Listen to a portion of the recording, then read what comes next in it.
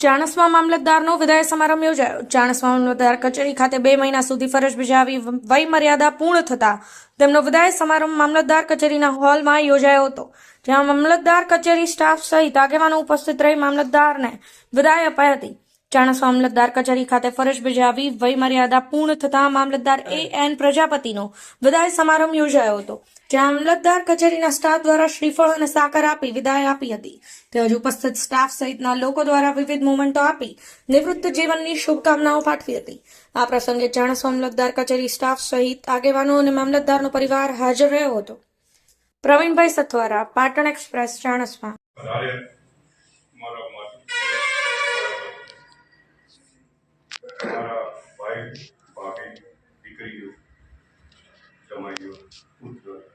तथा हमारा स्टाफना मित्रों, नायब मामलतदारश्रीओ, FPS संचालकश्रीओ, MDM संचालकश्रीओ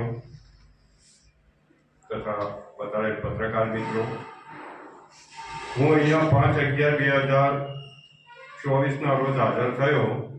આમ તો હું જો મામલતદાર કચેરી કલોલ ખાતે 23/10/89 રોજ ક્લાર્ક તરીકે હાજર થયેલો, ત્યાંથી તે આજ દિન સુધીની જે મારી સરકારી સફર છે એ 35 વર્ષ 2 મહિના અને 9 દિવસ। દિવસોની રીતે ગણવા જઈએ તો 12,854 દિવસ મેં સરકારી નોકરી કરી છે।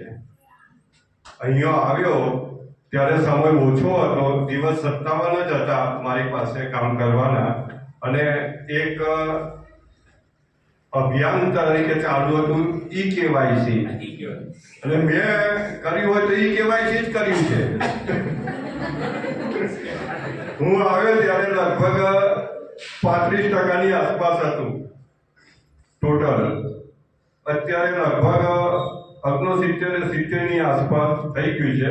2 મહિનામાં રાત કે દિવસ જોયા વગર હું તમામ FPS સંચાલકોને પર્સનલ ફોન કરીને કહેતો, ભાઈ આટલું કરો, બરાબર। કદાચ એના લીધે મારાથી કોઈ કડક શબ્દો પણ બોલાઈ ગયા હશે તો બધું કોઈ મનમાં ન લેતા, અને એના લીધે મેં કદાચ નાયબ મામલતદાર કે કારકુન મિત્રો કે તલાટી મિત્રોની રજાઓ પણ મેં કીધું છે કે અત્યારે નહીં બેન, પછી જજો, આપણે E-KYC નું પૂરું થાય ને પછી તમે જજો, હું તમને રજા આપીશ।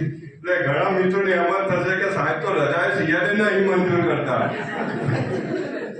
પણ પ્રેશર જ એવું હતું કે મેં પણ સિયર નહીં ભોગવી। 57 દિવસમાં રહી મેં પણ એક પણ સિયર નહીં ભોગવી, ને રજાના દિવસે પણ કદાચ એવું બન્યું છે કે હું આવ્યો હોઈશ, બરાબર છે।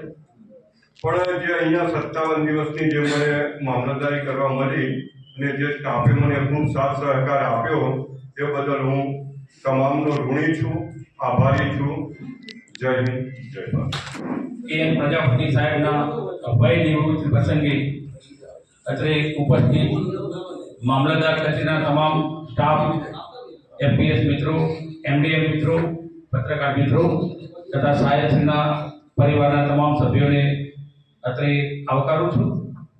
સાહેબ ખૂબ ટૂંક સમય માટે ચાણસ્મા મામલતદાર કચેરીમાં સાહેબશ્રીએ ફરજ બજાવી, પરંતુ ખૂબ ઉમદા કામગીરી અને ખૂબ ધગશથી કામગીરી કરી, અને સાહેબે અમને પણ ટૂંકા ગાળામાં FPS મિત્રોને બધાને સાહેબે પર્સનલ ફોન કરીને સરકારી કામગીરી માટે જોતરેલા।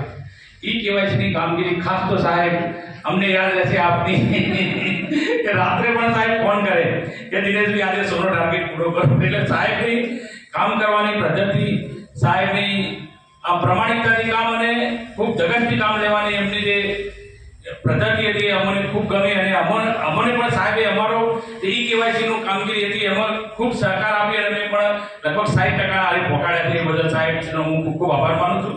અત્રે ઉપરથી તમામ સ્ટાફ મિત્રો, FPS મિત્રો અને તમામનો ખૂબ આભાર માનું છું।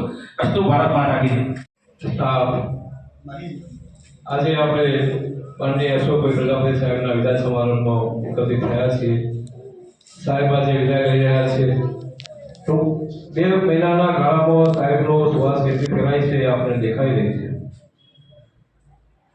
સાહેબ 2 મહિનામાં નાયબના મહેસૂલશ્રીએ કહ્યું કે બધા જ કામ સાહેબે કર્યા છે। ઘણી વખત અમારા અધિકારીઓ એવું હોય કે 2 મહિનામાં માલ શું કરવાનું, પણ જોયું સાહેબે તમામ કામ એમના મર્યાદામાં આવે એ રીતે બધા જ કર્યા છે। વીતી છે. 2 મહિનામાં એમની સુવાસ ચારે બાજુ ફેલાઈ છે. ખાસ તો આજે એમની વિદાય સમારોહમાં માતુશ્રી હાજર છે. એમના દર્શન આપણને સૌને થયા. સાહેબ પણ નસીબદાર છે. એ ઘડી ખરેખર નોંધ લેવા પાત્ર છે. સાહેબનું હવે પછીનું જીવન ખૂબ સુખમય રહે, કુટુંબ સાથે રહે, ભક્તિમય રહે એવી ખૂબ શુભકામના સાથે વિરમું છું. જય હિન્દ.